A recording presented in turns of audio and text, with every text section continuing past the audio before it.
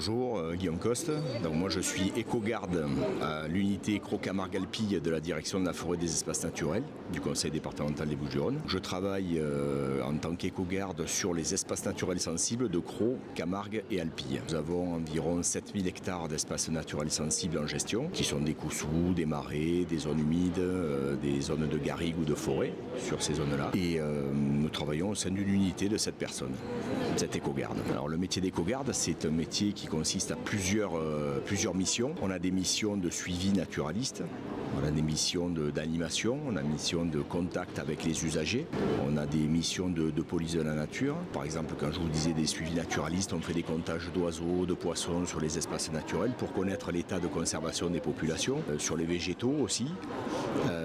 On fait des animations avec des écoles, des publics adultes aussi qui viennent visiter les espaces naturels sensibles. On fait aussi une veille foncière, donc on fait parvenir à notre hiérarchie quand on est au courant de la vente de certains terrains. Donc on leur fait passer les informations pour que le département puisse se positionner pour acheter ces terrains. Donc les espèces patrimoniales qu'on a par exemple dans la Cros, ce sont des espèces d'oiseaux.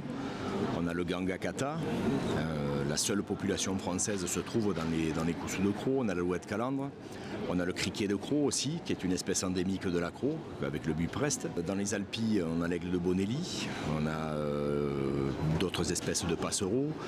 En Camargue, on a des butors, par exemple, le butor étoilé.